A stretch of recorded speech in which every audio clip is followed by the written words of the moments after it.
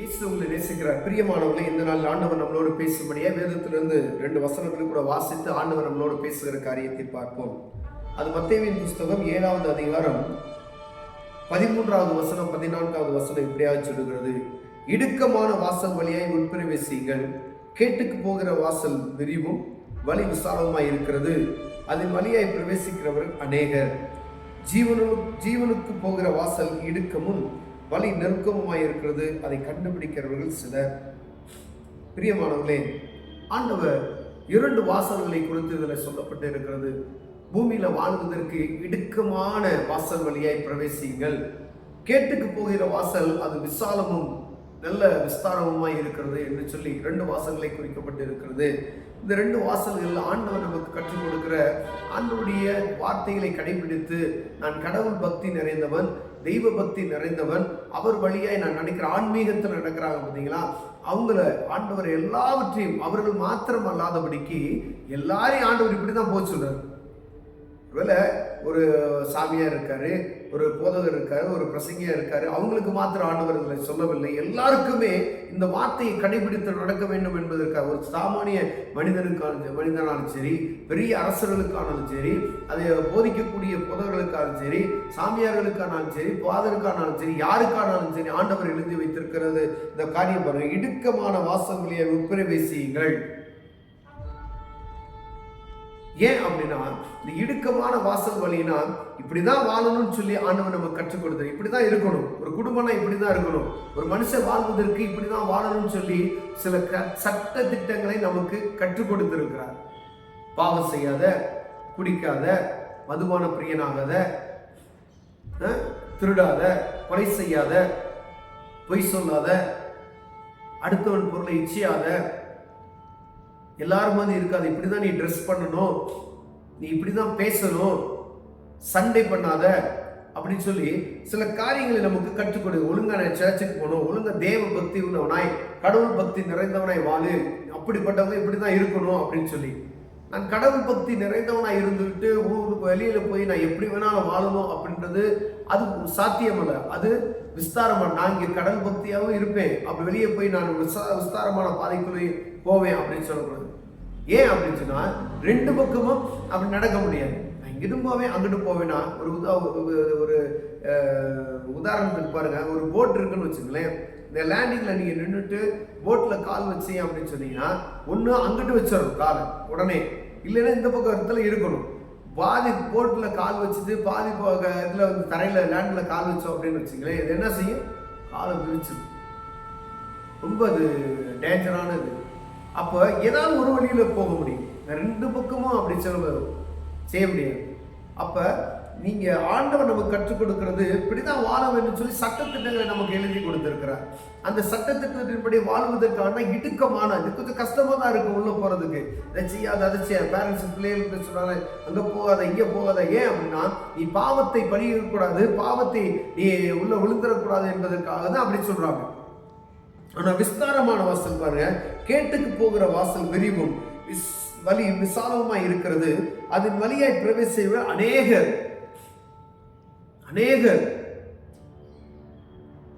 அந்த வழியா போனா எல்லாரும், ஏன்னா அது ஜாலியா இருக்கும், மனம் போன போக்குள்ள வாழ, எப்படி வேணாலும் வாழ்ந்தலாம், யாரும் நம்மளை கேட்க மாட்டாங்க, கடவுள் பயம் இருக்காது, டான்ஸ் எல்லாம் பாடலாம், என்ன வேணாலும் செய்யலாம், எப்படி வேணாலும் இருக்கலாம் அப்படின்னு சொல்லி, எப்படி வேணாலும் ட்ரெஸ் மேக் பண்ணிக்கலாம், யாரும் கேட்க மாட்டாங்க.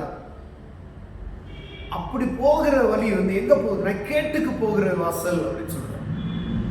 ஜீவனுக்கு போகிற வாசல் இடுக்கமும் வழி நெருக்கமா இருக்கிறது, அதை கண்டுபிடிக்கிறவர்கள் சிலர்.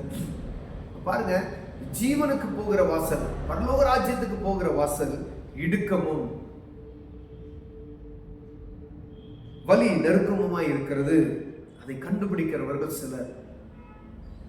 நோவாவின் காலத்துல வேலைக்குள்ள போனது வந்து அவர் பிரசங்கித்துக் கொண்டே இருக்கிறார். ஆனா போனவங்க வந்து 8 பேர் தான்.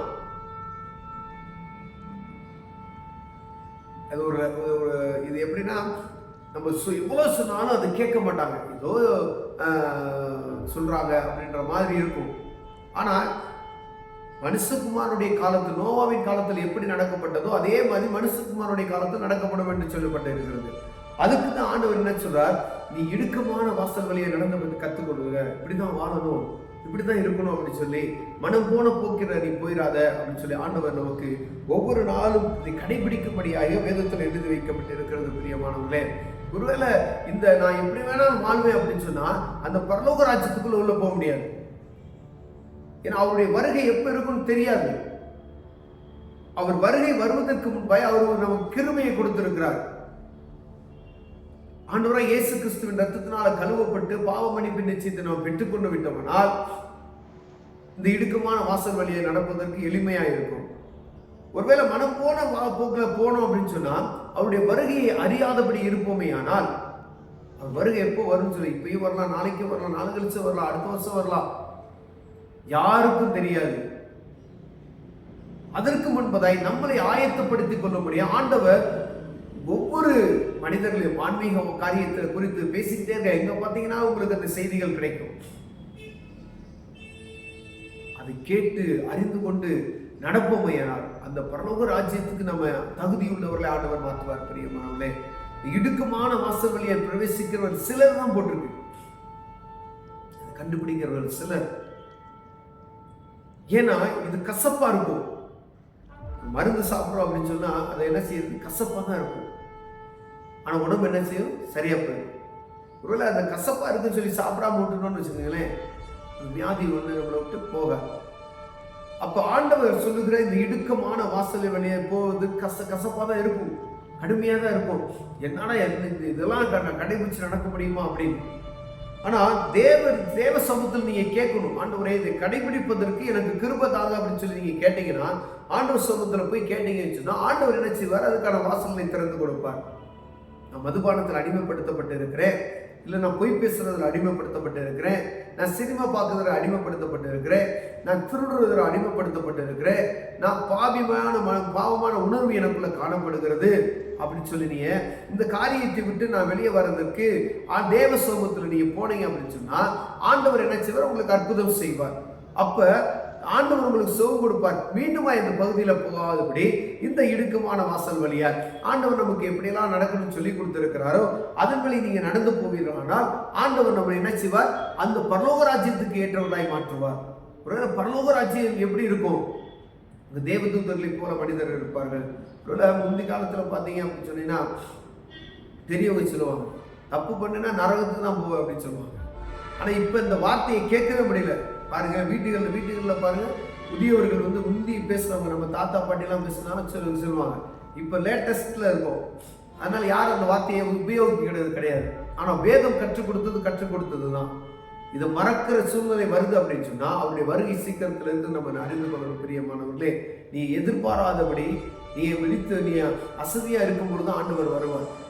அப்ப யாருமே எதிர்பார்க்காத நேரத்தில் என்ன செய்வார், திடீர்னு ஆண்டவர் வருவார். அப்பொழுது கைவிடப்பட்ட ஒரு சூழ்நிலை வந்துவிடும். அதுக்கு தான் இந்த இடுக்கமான வாசல் வழியை கடந்து செல்வதற்கு நம்மை பழக்குவித்து ஆண்டவருடைய சமூகத்துக்கு நேராக ஓடணும். பிரியமானவர்களே, ஏதோ ஒரு நாள் அனுபவம் கிடையாது. இந்த பூமியில வாழ்கிறது ஒரு வாடகை வீடு என்பதை நாம் புரிந்து கொள்ள வேண்டும். ஏதோ ஒரு 100 வருஷம் நல்ல பலத்தின் மிகுதியால் நல்ல நான் செழிப்பா இருக்கேன் அப்படின்னா 100 வருஷம், 80 வருஷம், 70 வருஷம், 60 வருஷம் வச்சுக்கோங்க ஆயுசு நாட்கள். ஆனா அதற்கு பின்பதாக இருக்கக்கூடிய நாட்கள் உண்டு. ஆண்டவர்கள் தெளிவா வேதத்தில் எழுதியிருக்கிற ஆண்டாண்டு காலமாய் அந்த அழுகையும் பற்கடிப்பும் இருக்கும். இந்த பூமியில நரகத்துக்கு போகக்கூடிய ஒவ்வொருவருக்கும் அவர் சொல்றாரு, ஆண்டாண்டு காலமாய் அங்க பழுதை நற்கொலை, அங்க வேதனை, புழு சாகாது அப்படின்னு சொல்லி எவ்வளவு கொடுமையான காரியம் பாருங்களேன். அப்ப நம்ம புழு சாகாது அப்படின்னு சொல்றாரு. அப்ப நீ ஆண்டாண்டு காலம் இந்த பூமியில கொடுக்க போறது ஒரு குறிப்பிட்ட நாட்கள் தான். அதுக்கப்புறம் அதை அறிந்து கொள்ளணும். அதை யாருமே சொல்றது கிடையாது. அது தெரியறது இல்ல. நரகம் இருக்கு, எங்க போகணும், பரலோகத்துக்கு தான் போகணும், மோட்சத்துக்கு தான் போகணும்.